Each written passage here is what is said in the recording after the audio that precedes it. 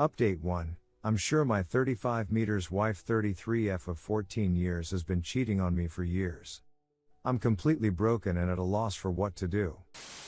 I'm sorry in advance for the length of this. I 35 meters think that my wife 33F is cheating on me, and has been for many years. We've been together for 14 years, we've been married for almost 10 years, and we have a 5-year-old daughter together. Incident 1. When my wife and I were in college where we first started dating, we had an incident where she had some really sexually graphic texts from a guy we both knew from school. She even had classes with him. I confronted her about the texts. I definitely didn't handle it well, and basically accused her straight out of the gate as cheating on me without realizing there were some possible outs for her.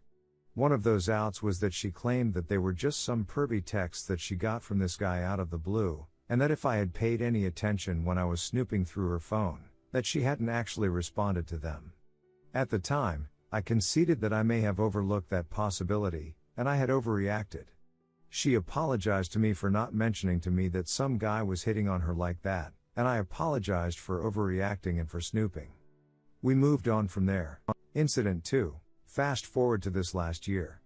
My daughter, wife, and I are at the gas station. I can tell my wife is kind of distant and detached from the interactions my daughter and I are having. I notice she's glued to her phone as well. The gas fill for our car is on the passenger side, and I have the rear passenger door open so I can tickle my daughter while I wait for the car to fill up. I'm really suspicious of what my wife is doing at this point, so I decide that I'm going to take a look over my wife's shoulder from the backseat at what it is she's so caught up in. Turns out she is actively in the moment S-ing some guy. Like, words, descriptions, acts that very much seem like they've been doing this while texting, and looking back with 20/20 hindsight, I'm fairly certain they had been ducking as well. Also, all the S-it she was texting was super graphic S-it, stuff that she never used with me either in dirty talk or when we got intimate, and I know this next admission is pathetic and that it shouldn't matter more than anything else, but that fact that she wanted to share in these acts with this man instead of me really ducking hurt. Probably just my pride talking, but it is what it is. So, fast forward 10 minutes when we get home, and I have to suffer through smiling during dinner and the whole nighttime ritual of getting our daughter to bed so as not to cause a scene by blowing up at my wife for what I had seen her texting. Honestly, that was probably a blessing, because it allowed me to collect my thoughts before confronting her. I end up telling my wife what I saw at the gas station, and right off the bat she tries to play dumb. What are you talking about? Honey, you're making no sense. I told her to not play dumb with me, and I recited some of the texts that I could remember back to her to prove that I saw what I saw. She then goes on to admit that it was a mistake, but that it was 100% nothing physical, and that she was really sorry. She admitted that the guy was a work colleague. We talked a lot that night about why she felt she needed to be doing that. A lot of it boiled down to her feeling depressed and lonely. We talked about strategies that we could invoke at home, things that we both could change, to help mend the rift. I guess things felt kind of okay after that. But it felt like that damage to our trust was already done, and I don't think I've ever really recovered. Even that seemingly small moment of infidelity, assuming that was only texts, was just such a ducking hammer to my heart. Ever since that incident from last year, I've been waking up every day as a lesser version of my former self. My emotions and propensity to feel anything have been severely muted. Interacting with my daughter is about the only thing that gets me back close to a baseline of how I remember my former self, but beyond those precious moments, I'm just a walking, grayed out zombie that puts on a good face for pretty much everything for my day-to-day going to work, interacting with my wife, etc. Most recent incident 3. Now fast forward to yesterday. My wife has been gone on a week-long work trip to the East Coast. We are West Coast. I actually had zero suspicions or justifiable reasons to be worried for this trip, because things had been going pretty well between us, and she hadn't really given off any indicators of suspicious behavior. But, my first clue was that when she arrived at her destination, she couldn't get the Wi-Fi working for FaceTime. And, this stayed true for the entirety of her trip. First of all, FaceTime works on cellular data just fine, which we have a ridiculous amount of. I explained that to her, without much of a response. Second, I know that if I were gone for a week from my family, It would be my biggest ducking priority to get FaceTime up and running so that I could see my family's faces every time I called to visit, which would be every single night, which brings me to the next point. She called us in the evening to say goodnight maybe 2 times out of the 7 days that she was gone. Based on previous trips she's had, this was really strange. Normally she is like clockwork, touching in with us to share her day and to hear from us about our day and, again, always on FaceTime. I asked her about that, and she claimed that she was just too tired in the evenings to get back to us. Also, in the past, if she was away me home, she would always text me goodnight and that she loved me, even if we had previously chatted moments earlier on FaceTime or via phone call. For this recent trip, she never texted me once, so, when she got back, my radar was on high alert. Now, I don't feel good about this next part, but when she went to sleep that night, I checked her travel bag to see if my suspicions were correct. Sure enough, to my surprise, she keeps this little red book as a diary in her work bag. I open it up, and there is a date marked 2/9/15. Turns out she'd started writing a poem on that day about our daughter, who had just been born the previous fall. Okay, that's really sweet. I say to myself, and I start to feel bad about my snooping, flip to the next page, and there's a new entry. There's no date, but it's written sequentially right after the aforementioned poem, so I know that I describe here was an entry that came after our daughter being born.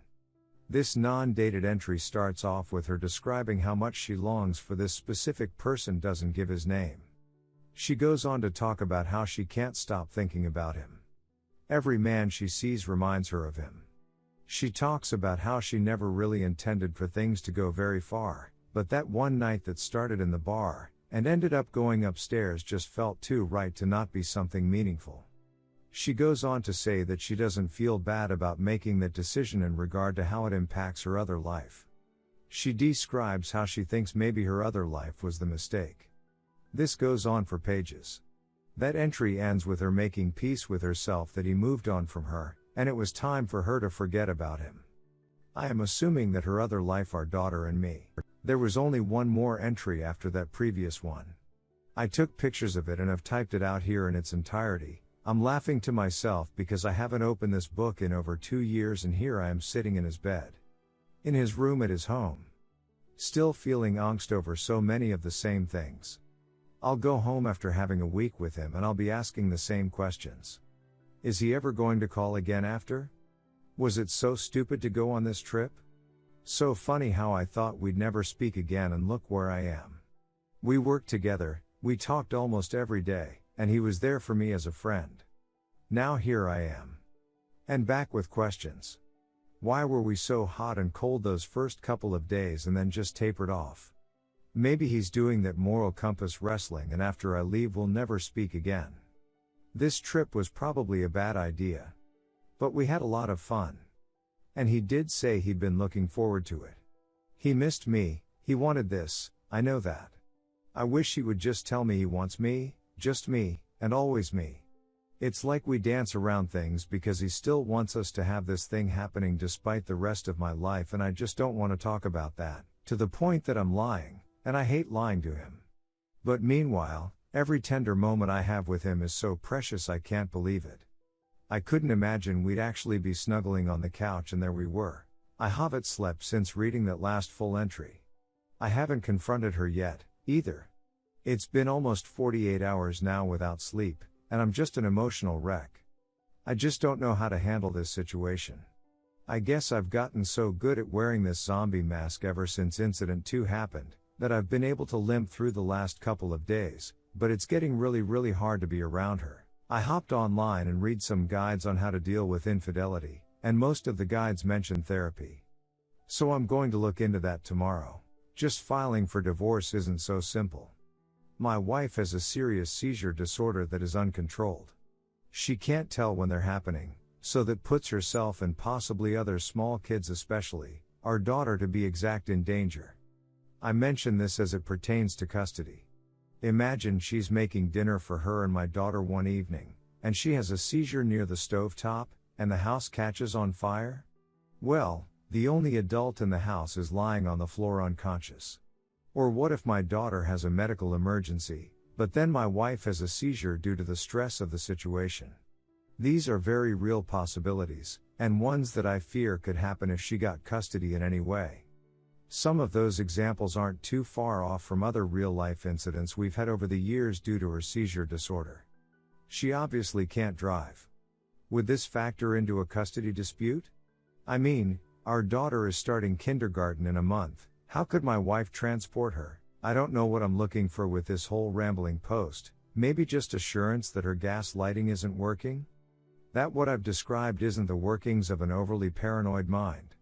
I feel like one minute I'm ready to file for divorce, and then the next I want to try to salvage things for the sake of our daughter, and just to avoid the awful mess that will be made of all three of our lives if we end up separating.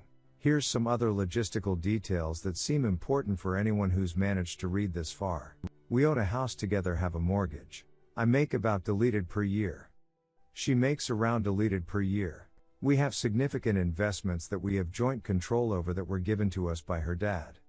They total somewhere in the range of deleted in stocks and bonds. I'm on wonderful terms with her parents and her family in general. I've always been that son-in-law that was there for everyone to lend help no matter how small or large. All of her immediate family is right here where we live. I have zero family support from my side where we live. My nearest friend is 2 hours away. Thanks for any help in advance. Edit update. I left work today in order to start lining things up. I have a lawyer lined up for this Friday. That's the earliest I could find in my area. It's just a consultation, so I'm not sure what to expect from that one meeting alone. Thanks everyone for all of your pearls and especially your daggers. I definitely needed some other perspectives. I know it seems unbelievable that I could go this long, but I've been seriously gaslit for years now, just conditioned to it. It's also a character flaw of mine to want to see the best in people. I'm just so ducking scared of the unexpected, god damn it. I just hope she admits to it. Is there any way she can twist this around on me? Like invasion of privacy? We are WA state, so I can't record me confronting her without her consent. I met with my lawyer this morning and she was great. She gave me a lot of confidence that I felt was draining away from me throughout the week as I waited to confront. I also had a good friend that was my rock throughout the week, and I will never be able to thank him enough. I ended up confronting my wife right after the meeting with the lawyer. I refused to give up any of my evidence. I just said, I know about the other guy, I need you to talk about it. I just kept repeating that line while she went through crocodile tears and confusion about what I was talking about. It was so ducking hard not giving up any of that information. But I knew that I had all the power in that situation. In the end, she never confessed. I basically moved the conversation from there by saying, well, it doesn't matter if you admit to what I already know or not, because the thing that you did last year was enough to destroy any trust I had in you. And I can no longer live like this. From there she just kind of shut down, and became pretty docile, and never brought back up this outrageous thing I was falsely accusing her of. We pretty quickly moved into business-like details about what to do in the short term. Her dad came over and picked her up and gave me a hug, and said, let us know if you need anything. I ducking teared up right at that moment. I'm not letting my guard down yet, because anything can happen, but I think things may work out for the better for everyone involved. I cannot thank everyone here on Reddit enough for your thoughts, jabs, pearls of wisdom, and funny comments. You all gave me some serious wake-up calls and support. I am forever in your debt.